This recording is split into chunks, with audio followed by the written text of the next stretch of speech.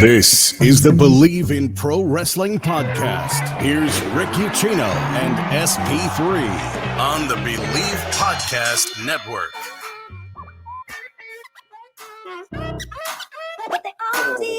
My goodness, just when you thought that there was so much good coming out of Revolution. I mean, damn, does AEW know how to follow up a big show with another big show? Well, we had 3 title matches last night, including 1 title change that my boy Trey over here called. Actually guaranteed it. He Babe Ruthed it. He pointed to the left center field wall and said Scorpio Sky is going to hit it there. And he did. He defeated Sammy Guevara for the TNT Championship. And then Paige VanZant signed her AEW contract on his girlfriend's ass. That's what happened last night to close out Dynamite. And there was so much other stuff that happened on this show. Tully Blanchard has been fired by FTR. Chris Jericho turned on the Inner Circle. Eddie Kingston and William Regal made grown men cry. Oh, and yeah, Jeff Hardy showed up last night. I mean, Jesus, Trey. You told me before we started recording, like it was almost too much for 1 2-hour show.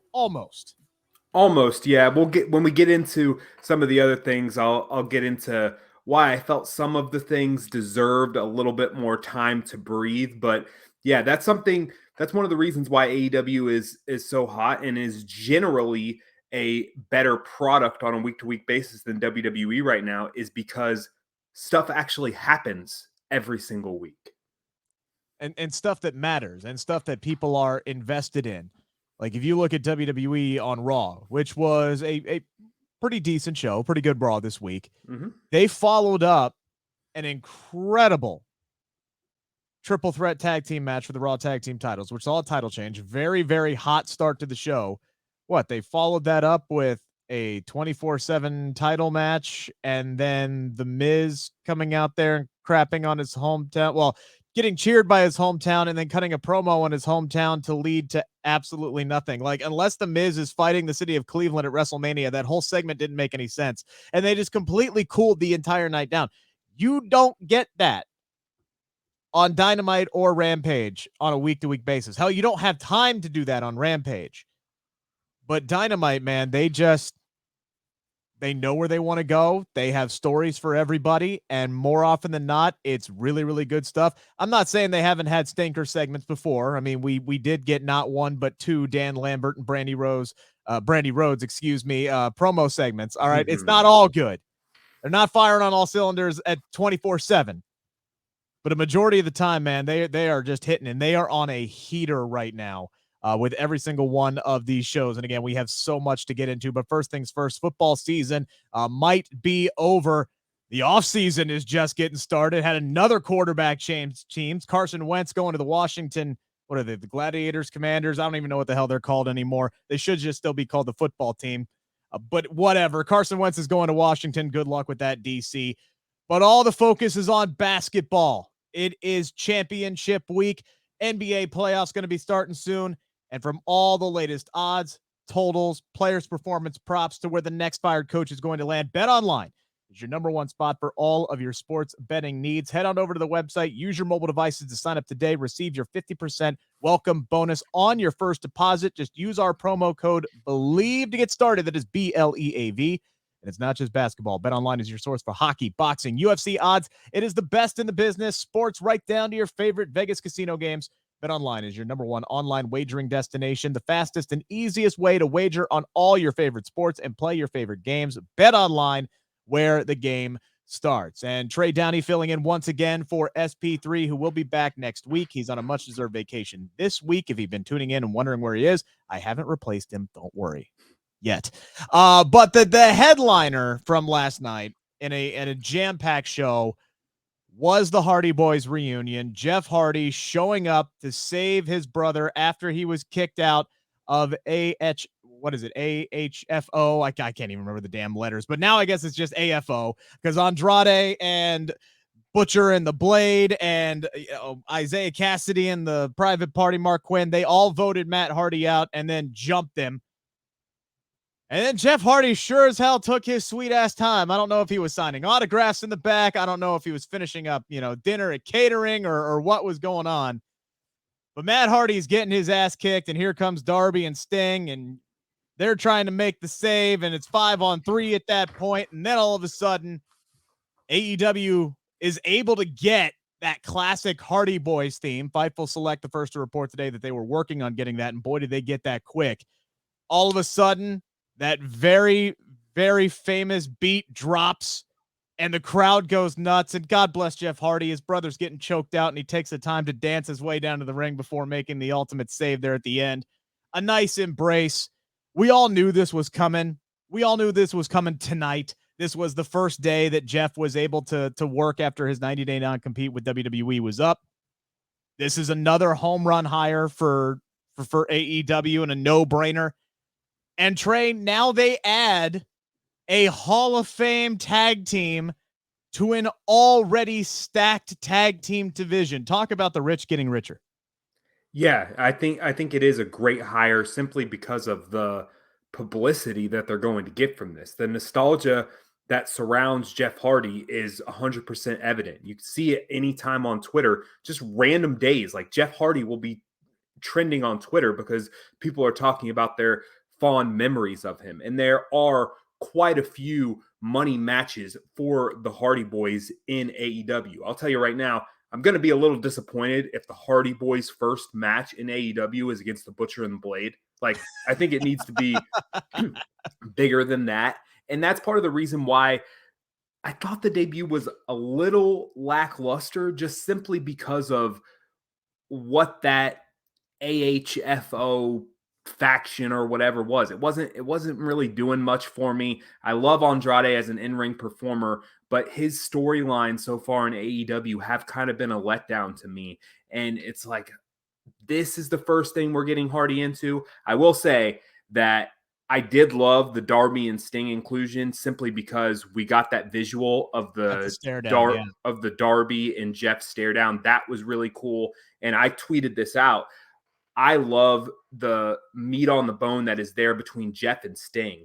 Now, last night when we were talking, or yesterday when we were talking about our favorite women's feuds, I mentioned Awesome Kong and Gail Kim because I'm a big TNA guy, not Impact Wrestling, not when they switched to Impact Wrestling, even though their product's actually really good now.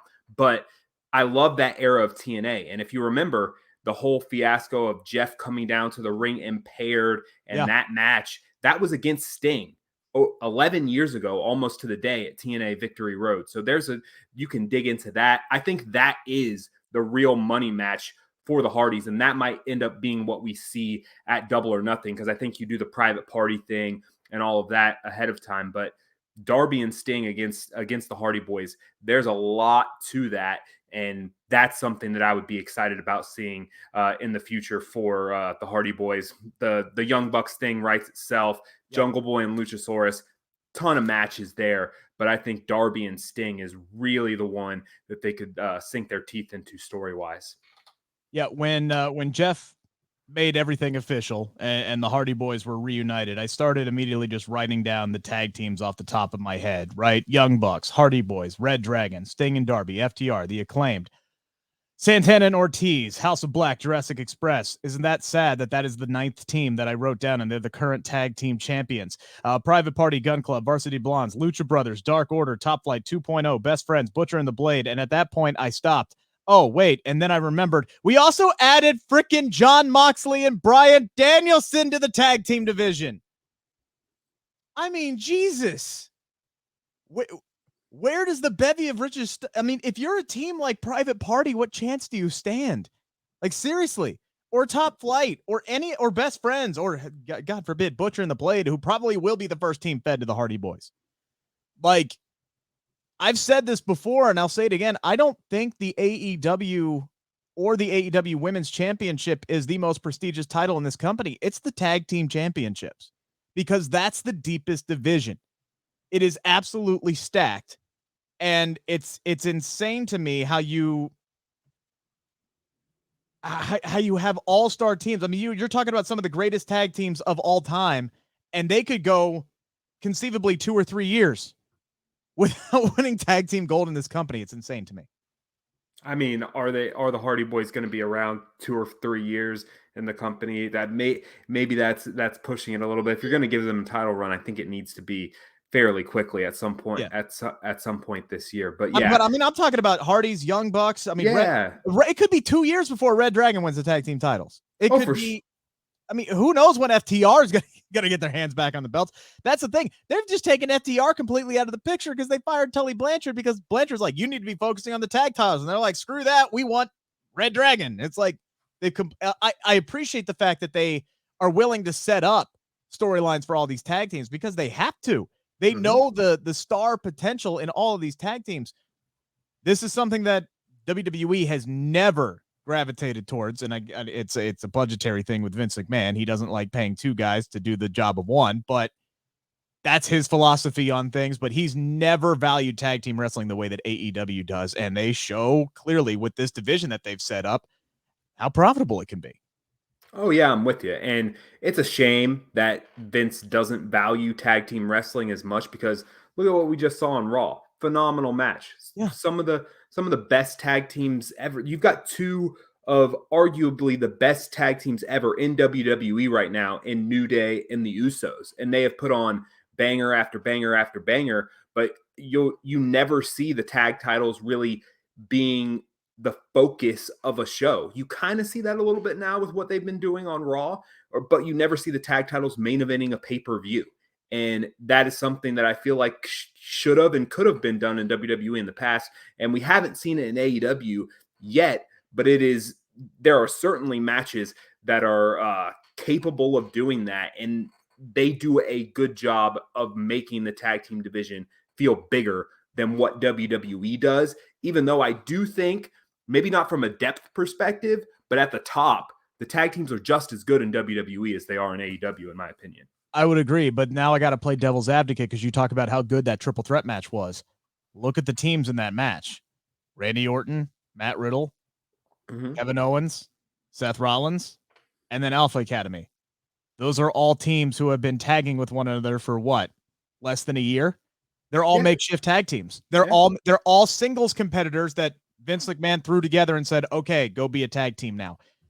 So there's 2 ways to look at it. You do have your traditional tag teams in WWE. You talk about New Day, obviously the Usos, and I think the Street Profits sooner or later are going to be up if they keep them together long enough, because I know that there's a push going on in WWE to get Montez Ford his singles push sooner rather than later. And the unfortunate part with that is WWE is not interested in pushing people as a singles competitor or giving a tag team, competitor a singles run, unless that means they have to turn on their partner first.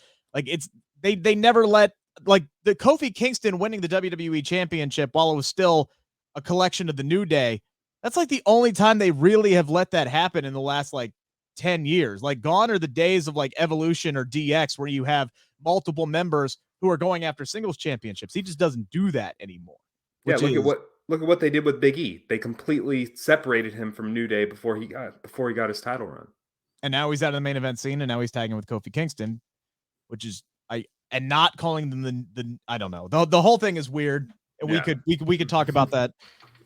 That's for another show, to be completely honest with you. Focusing here on Jeff Hardy, though, another reason why this is so valuable. You talk about this guy, the nostalgia is real, right? I know he has there are those people out there who aren't fans of Jeff Hardy, and they never have gotten the appeal. But you have to respect the fact that appeal is very real. I was at Extreme Rules in Columbus when that was a triple threat match for the United States Championship that night. This was during peak Damian Priest cool guy run. That crowd in Columbus, they wanted Jeff Hardy to win the United States Championship that night. He got the loudest pop of the night for anybody not named Alexa Bliss. By the way, that's her hometown of Columbus, Ohio. You wouldn't know that by the fact that she wasn't there 2 Raws ago. Anywho, but everywhere Jeff Hardy goes, I have been to 3 live events in the last year where he has been there, and he has gotten the biggest pop of the night or one of the top 2. Period. End of story. It is crazy to me that WWE didn't try to capitalize on that, because they didn't really use Jeff Hardy in a meaningful way for the last year that they've had him. And then this whole incident, and they just let him go.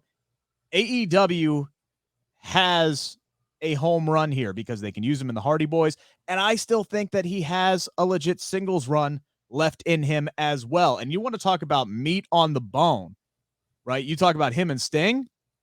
I'm looking at him and CM Punk. Yep. In the same company at the same time.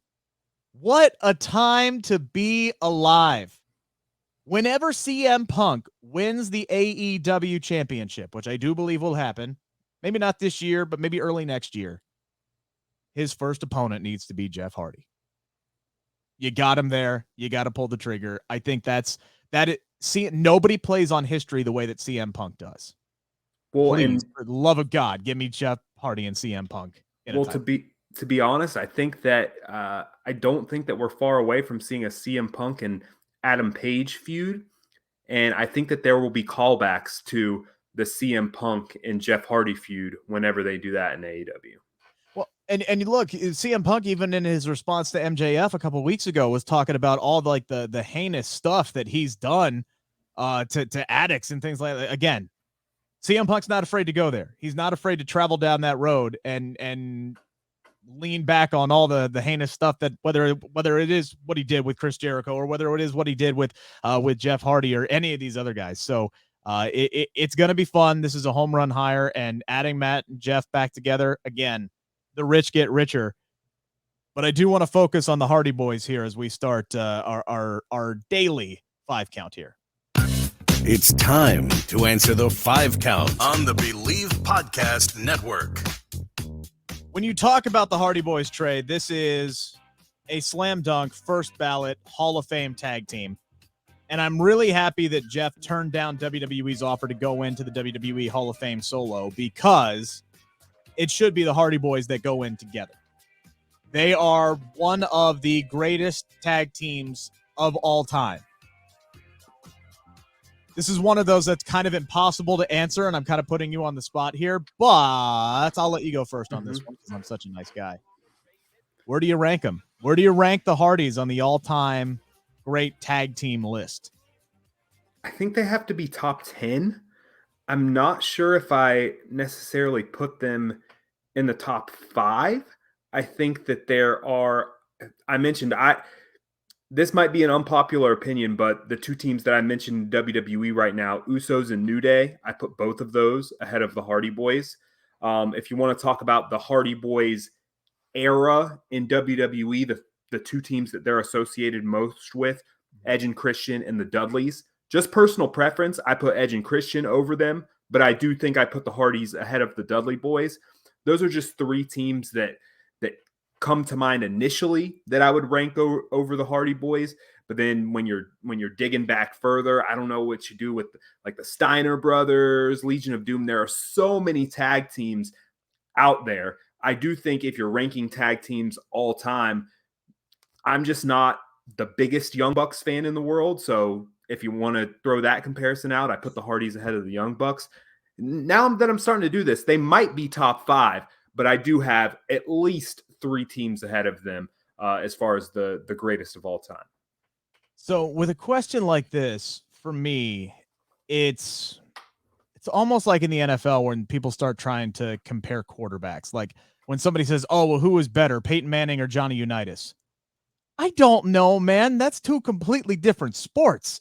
Like the game has changed so much, and tag team wrestling has changed so much over the last few decades. So when you start talking, going back, before I was born with like the Road Warriors and the Steiners, and even in the 90s when I was just starting to watch wrestling, you talk about Harlem Heat and all these great tag teams. It's like I don't know how to compare them with some of these tag teams today. Like I wouldn't even know where to begin comparing like Harlem Heat to the New Day, right? So it's one of those things where I have to take what's the word I'm looking for here? Recency. I got to focus on my time watching wrestling. So no disrespect to anybody over the age of 34 who's watching this. For me, they're a slam dunk in the top 5. I agree with you. New Day and Usos are there.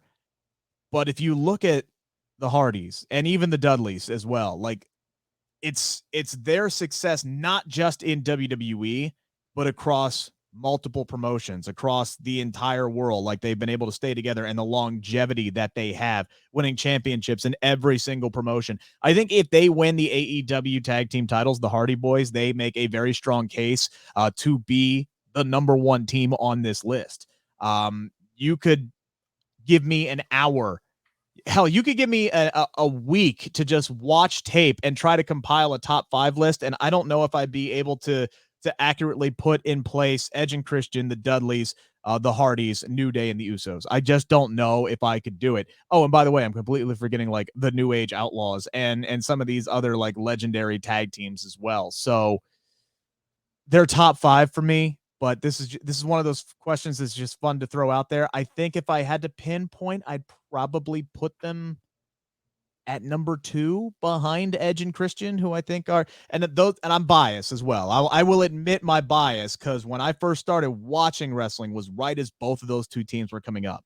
Mm-hmm. Jeff Hardy and Edge are my dudes. Like, I grew up as I watched their careers blossom, as they went from enhancement talent who was getting, squashed on Monday Night Raw pre-shows to winning world championships. All right. So I followed their careers my entire life as a pro wrestling fan. So those two will always be my guys.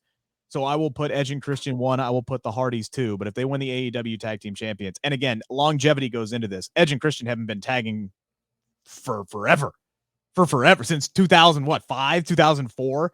They haven't even had a tag team match, and the injuries had a lot to do with that.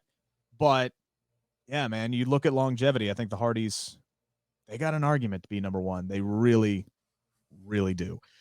We do have a new TNT champion, Scorpio Sky, defeating Sammy Guevara in the main event last night. This is a long time coming for Scorpio Sky. Becomes the first person in AEW history to win the tag team titles and the TNT Championship. This is a story that has been playing out for Sammy. You could see the writing on the wall, whether it was going to be this week or next week versus Wardlow. They just kept playing into this story of, he just kept pushing himself too hard, talking about 8 title matches in 2 months and 10 matches in his last, 10 weeks or whatever it was that Excalibur threw out there tonight. And he was battered. He was bruised. The freaking 540 through the table. My God, the guy hit the floor so hard, I'm surprised it didn't leave a crater. Like, seriously, like they didn't even need the outside interference, to be completely honest with you. Scorpio Sky could have beat him clean. He was so battered and bruised. You just saw it coming. This is a big win for Scorpio Sky, obviously, but now he's got a big test next week in Wardlow, who got to cut a really long and really good promo for, I believe, the first time in his AEW career. We finally get to see this man talk extensively, and he's good on the mic as well.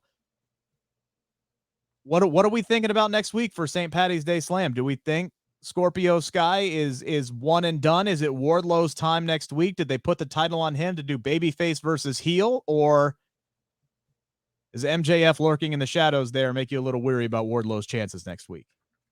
I'm a little leery about Wardlow's chances, and I kind of think that would be the right move to keep Wardlow without the title for now, because I think, as we've seen, they mentioned it tonight, but if you would have asked me, just simply because of the way that he's been used and because I don't really watch Dark and Elevation that much, if I have time to get to it, I'll check it out. If there's a big match on social media that everybody's loving, I'll check it out. But Scorpio Sky hadn't been pinned or submitted in a year. Yeah. And you would not know that until tonight. And I think AEW needs to put more focus on Scorpio Sky. I think he deserves that. And to see him go through a one and done kind of title reign, a 1 week title reign, which is something that we haven't really seen AEW do, I think would be a disservice to Scorpio Sky. And I think that the MJF and Wardlow storyline is big enough to where it doesn't need the title, to where Scorpio Sky with the TNT title, it makes every storyline that Scorpio Sky is in feel bigger. Now, could they, kind of play with things and have MJF help Wardlow win the title because he wants a TNT title match, or they're going to try and play into that thing that he needs to give him the title? That's possible, but I think that if I were Tony Khan, I go with keeping the title on Scorpio Sky, because I say it time and time again in WWE, they throw the title on something that doesn't necessarily need it, whereas you can take the title and make something feel bigger. And I would like to see Scorpio Sky continue to be utilized, and I think having the TNT title will certainly help that. Yeah, and I think they kind of laid the seeds for the stories moving forward with American Top Team, Dan Lambert and Ethan Page. Ethan Page, by the way, is another guy who tweeted out the other day that he celebrated his 1-year anniversary in AEW, and I'm going, my God, they really haven't used you a whole lot, in that you've spent more time sitting in the stands next to Dan Lambert than you have really kind of wrestling on television, which is a disservice to him, but also it shows you how deep the AEW roster really is. I would like to see a big story for them, and they kind of laid the groundwork tonight with that, with Paige VanZant signing her AEW contract. Now you have Scorpio Sky with the TNT Championship. You've got Sammy and you've got Tay Conti now. That seems like a recipe for a very personal storyline down the road, and it makes more sense for the TNT title to be there because that's kind of Sammy's baby. It's been his baby for a while now through both of his title runs. So that makes more sense to me. And whether it's MJF or it's Shawn Spears, I could definitely see MJF just sending Shawn Spears down to do his dirty work and hitting Wardlow with a chair, or even hitting Scorpio Sky and causing a disqualification, right? And having Wardlow lose that way. I see that kind of being the route it's going to go. And you heard Wardlow say that in his promo last night. He's like, look, I'm willing to make this a clean break if you are. There's no way in hell that MJF is going to let that slide after he cost him a match against CM Punk. I was a little surprised we didn't see MJF last night, but it makes sense considering the match that he went through on Sunday. They gave him a week off. He'll show back up on St. Patty's Day, cost Wardlow the match. I definitely see how that is going to go. Speaking of Wardlow, I will be talking to Wardlow on Friday. That interview will be dropping on Monday here on the Bleav in Pro Wrestling Podcast YouTube channel and the podcast channel itself. Make sure to like, share, subscribe. Don't miss out on that. Really looking forward to this one. This will be our first AEW interview on the Bleav in Pro Wrestling Podcast YouTube channel, so make sure to check it out. We had a lot of people breaking up last night, Trey, on AEW Dynamite. We had a really emotional moment between what appeared to be babyface Chris Jericho again, giving Eddie Kingston his flowers and vice versa, and those two shaking hands in the center of the ring. And then comes down Blockhead and the Daniel Garcia and the rest of 2.0. And Jericho just laid the trap, right? Because he wanted Santana and Ortiz to come down there and make the save for their friends. And then he just busts out Lucille and takes them all out. And we see Jericho's true colors. And now we have set up, what do they call it? Jericho Appreciation Society. Guys, Inner Circle 2.0 was right there. It was right there. Like, is it just too obvious that you didn't want to go that route? But okay, fine. We're going to go with the self-serving Jericho Appreciation Society. Jake Hager comes down. He aligns himself with Chris Jericho. So Inner Circle is no more. And then in a kind of a blink and you miss it segment, or if hey, I picked the wrong time to go to the bathroom segment of the night, you would have missed FTR firing Tully Blanchard last night. Tully wanted them to focus on Tag Team Gold. They wanted to focus on Red Dragon. They told Tully to hit the bricks. So, Trey, I'll ask you, which is the bigger deal? Jericho turning on the Inner Circle or FTR firing Tully Blanchard? So which am I more interested in, and which is going to be a bigger deal on AEW TV moving forward, I think are two different things. I'm interested in the FTR firing Tully Blanchard because it kind of came out of nowhere. And I mentioned at the top of the show that I was going to get into something where I kind of felt like it was fitting too much into one thing. I feel like that is a big deal, and it's something that deserved more lead up, in my opinion, and deserved more than just a throwaway backstage segment where, as you mentioned, if you just went to the bathroom at the wrong time, you kind of missed it. Now, AEW, if you look at their tag team division, they do have the addition of the Hardy Boyz in there, but you do need more teams on the babyface side. And maybe that's where they're going with FTR, especially with, Wardlow and MJF splitting. Where does that leave the Pinnacle? So I want to see how that plays out, and I think it could be a pretty big deal. FTR being used in general and facing other great tag teams is always a good thing in my book. The Jericho turning on the Inner Circle thing is interesting for a variety of reasons as well. Jericho, I think, based on this most recent run, I was ready for Jericho to turn heel. If you would have asked me if I thought that he was going to align himself with a new faction, I wouldn't have called that. But then as soon as Daniel Garcia and 2.0 walked out to the ring, I couldn't tweet fast enough that I thought that Jericho was going to turn.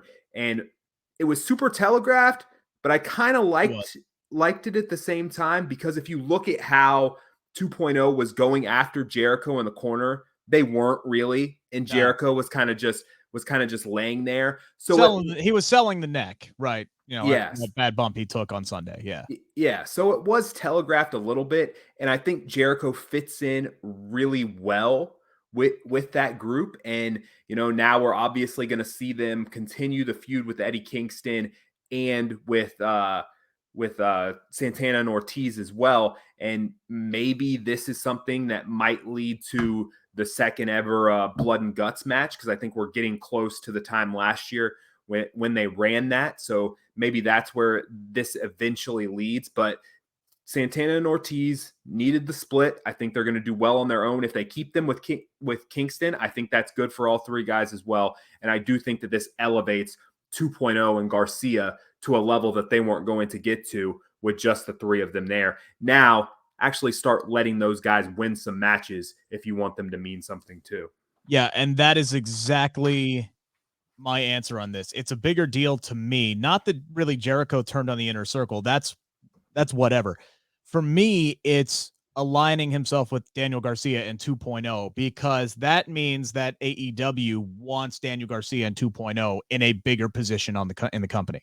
They want them next to Chris Jericho. And I actually saw people complaining that they were putting Daniel Garcia with Chris Jericho because they wanted Daniel Garcia with Daniel Bryan and Jon Moxley. This is, again, it's one of those things where, it's not what I wanted, so I'm going to complain about it. This means just as much. This is just as good. All right, Jericho is going to be in a prominent position when he is on television in AEW TV. He just is. So that means that Daniel Garcia and 2.0 are going to instantly be elevated by putting themselves alongside Chris Jericho. This is a good thing. I know people don't like Chris Jericho. That's fine. That's your preference. This is still a good thing for Daniel Garcia. His stock just went up in AEW. So if you're a Daniel Garcia fan, you should be happy this morning. Besides, doesn't look like Jon Moxley and Brian Danielson, old habits die hard. It doesn't look like they're going to be adding anybody to that group anytime soon. I think the pipe dream of Daniel Bryan focusing on like building up the future, I think that's on hold for right now, because I think William Regal has inserted himself here and has other plans. I think William Regal is trying to, I don't know, like upgrade or renovate, or I don't know. He's trying to put these two on a good path together and create some magic with just them first. So it's like that's going to be the focus there. Adding in Daniel Garcia and other people into that mix like right away, I think is too much too soon. So this is good news for Daniel Garcia and 2.0. They're going to be with Chris Jericho. They're going to be in a high profile spot with Santana and Ortiz and Eddie Kingston as a trio. So I think all of that's going to work really well. And then Jake Hager will make his way in and out as he always does. Where does Sammy Guevara? He's kind of up in the air, and he has been for several weeks now. So bottom line, Inner Circle is no more. We have Jericho Appreciation Society. Cool. I agree with you. The firing of Tully Blanchard was very abrupt, very quick, and honestly, I almost missed it because I almost walked out of the room to go to the bathroom, which is why exactly I said that. I almost missed the entire thing. And I hate when that happens, when I come back and everybody's talking about something on Twitter. I'm like, what? The match? What? How the hell did I miss a segment? I was gone for 60 seconds. Mm-hmm. That's how quick that was. It was blink and you miss it. It just seemed very abrupt. I'm interested to see where that's going to go. I'm interested to see if Tully just disappears like Chavo Guerrero did, or if he comes back and this becomes a whole thing. Maybe Tully Blanchard aligns himself with another tag team. I don't know. But I think the bigger deal here is not necessarily Jericho turning on the Inner Circle, but him aligning himself with Daniel Garcia in 2.0. I think that is a good thing for those young guys. Now, we talked about Eddie Kingston. We talked about William Regal. Both of those guys got on the microphone and it got real very, very fast. It got very, very deep for both gentlemen. And two completely different kind of promos, but still talking about their inner demons. And if you missed, I can't even do either one justice by describing it, so I'm not even going to attempt here. But man, I was not expecting to tear up once watching AEW Dynamite last night, let alone twice within like a half hour. So Trey, were you with me? And who made you cry more, Eddie Kingston or William Regal? I'll be honest, I didn't shed a tear this time, but both hit me in different ways. And the Eddie Kingston one hit me because I can identify with some of the self-confidence issues. I think all of us can, especially before a big deal, and how I'm one of the biggest overthinkers in the world, and I can get in my own head before something that's a huge opportunity happens. And I have, cost myself big opportunities in the past, but then once you get over that point and you realize your own strengths and that other people believe in you, that's a big deal. And a lot of people can identify with that. And that's why so many people identify with Eddie Kingston. And then the Regal one was huge as well.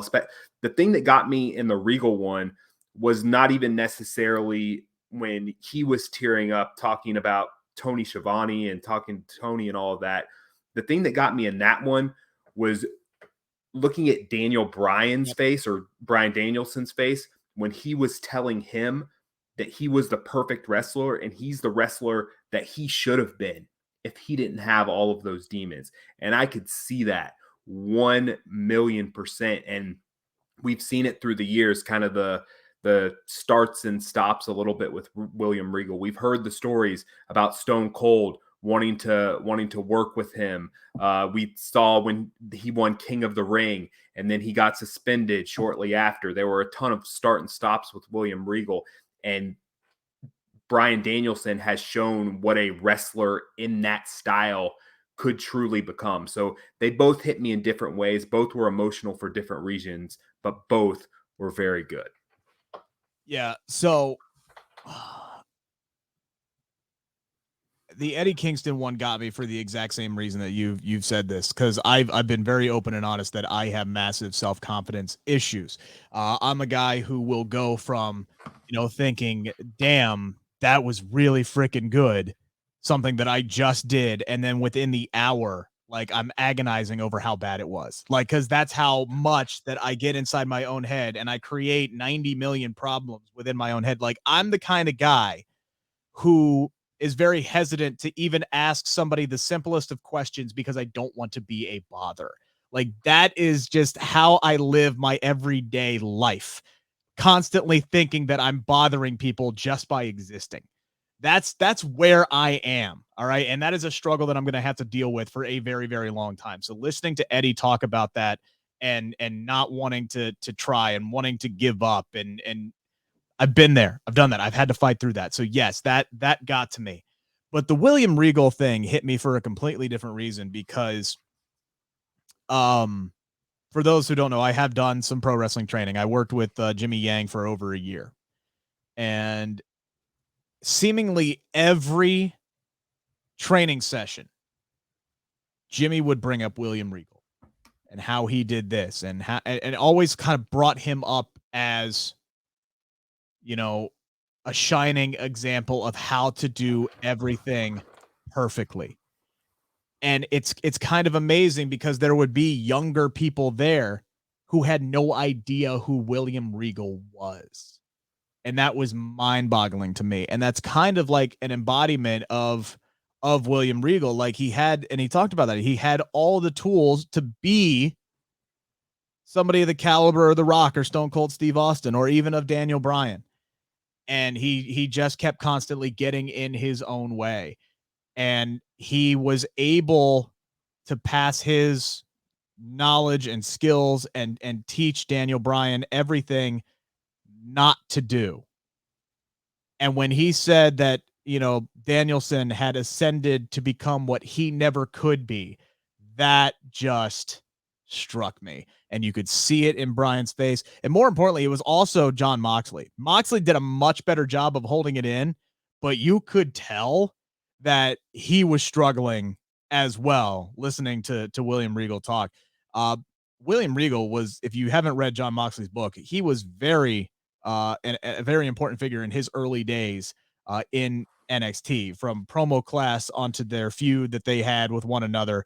If you haven't read Mox's book, do it. It's a fantastic read. Don't have a whole lot of time to go into it, but it's just such, as Vince would say, good shit. Seeing William Regal now in AEW and a chance to kind of have like one last glorious ride vicariously through two of his proteges, two of his students who have gone on to become major superstars.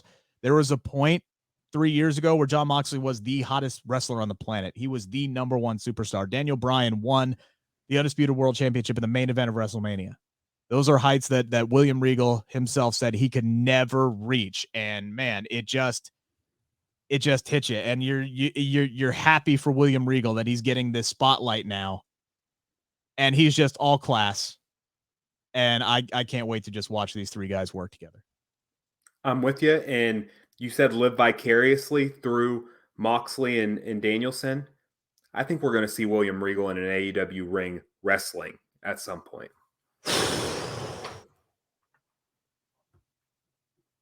That would be tough. I don't know. I don't know about that. I'm not saying I'd be against that. I just don't know if Regal would want to do that at this point. He's 53. He's getting up there. He's getting up there. He's 9 years younger than a guy who dived through 4 tables off a balcony just this past Sunday. I don't know. We're all cut differently. Real quick to wrap up the 5 count here. Another great promo from Jade Cargill. She wants to know who is next to get her kiss of death, which was really good.